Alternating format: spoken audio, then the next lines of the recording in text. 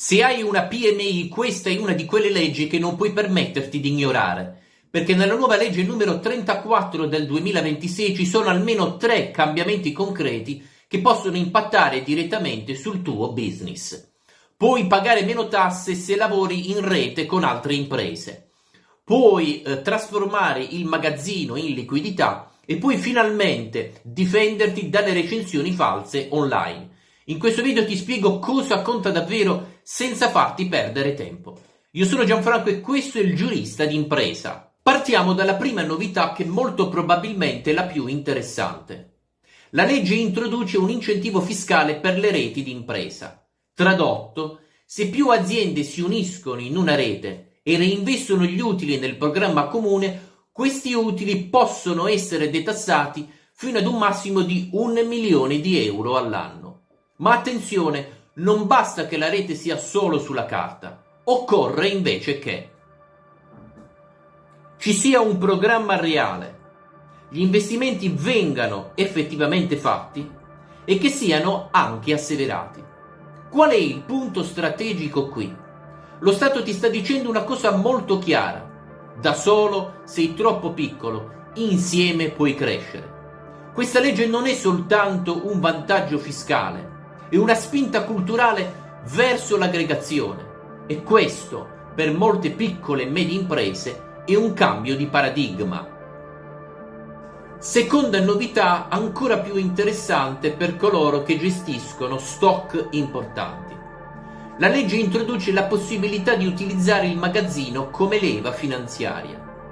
In pratica le aziende possono trasformare le scorte in strumenti finanziari attraverso operazioni di cartolarizzazione. Cosa significa questo tradotto in modo semplice? Che tutto quello che tu hai in magazzino può diventare liquidità. Perché è importante? Perché molto spesso per le piccole e medie imprese una criticità è proprio questa: capitale bloccato, poca cassa. Questo praticamente introduce degli strumenti che fino a ieri erano utilizzati soprattutto dalle realtà più grandi. Ma attenzione, non è una soluzione plug and play. Occorre struttura, occorre consulenza, occorre progettazione. Ma il messaggio è chiaro. Il magazzino non è più soltanto un costo, può diventare una leva finanziaria. Terzo punto, e qui trattiamo un tema che riguarda praticamente tutti, quello delle recensioni online. La disposizione normativa ha introdotto una regolamentazione chiara sulle recensioni false e ti dico subito cosa cambia in concreto. Una recensione online, per essere valida, deve essere fatta entro 30 giorni dall'esperienza, provenire da un utente reale, non essere incentivata ed essere coerente con il servizio ricevuto. In più, dopo 2 anni la recensione non è più lecita.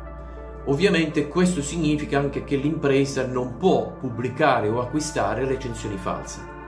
Ma non è tanto questo il punto importante, quanto piuttosto il fatto che l'impresa può chiedere la rimozione della recensione falsa ed attivare l'autorità garante per la concorrenza e per il mercato. Quindi questo significa che non si è più completamente esposti al far west delle piattaforme. Ma attenzione però, perché questa disposizione normativa non è soltanto uno strumento per difendersi, ma va anche ad evitare comportamenti scorretti, perché da oggi il rischio sanzionatorio è reale. Quarto punto, un po' più silenzioso, però altrettanto interessante. La legge introduce un meccanismo di staffetta generazionale. In pratica i lavoratori che sono prossimi alla pensione possono passare al part-time. Lo Stato compensa questa riduzione del reddito per passaggio al part-time con una contribuzione figurativa in favore del lavoratore. L'imprenditore però deve assumere un giovane di età inferiore ai 34 anni. Qual è dunque il vantaggio per un imprenditore? Innanzitutto la gestione del passaggio di competenze, la riduzione del costo del lavoro e l'inserimento di nuove figure. Non è, evidentemente una disposizione rivoluzionaria, però è uno strumento intelligente se utilizzato bene. Se metti insieme tutti questi pezzi emerge un disegno molto chiaro. La legge non introduce delle singole misure. La legge dà una direzione e la direzione è questa: aggregarsi invece di isolarsi, strutturarsi invece di improvvisare, ricorrere a strumenti finanziari evoluti invece che dipendere soltanto dalle banche, gestire la reputazione in modo consapevole. Lo Stato quindi sta cercando di spingere le piccole e medie imprese verso modelli più maturi. La domanda quindi che tu come imprenditore dovresti porti non è cosa dice la legge. La domanda vera è: la tua impresa è pronta ad utilizzarla? Se vuoi capire come applicare concretamente queste novità alla tua impresa, scrivimi un'email all'indirizzo indicato nella descrizione di questo video ed indicato anche nelle informazioni del mio canale.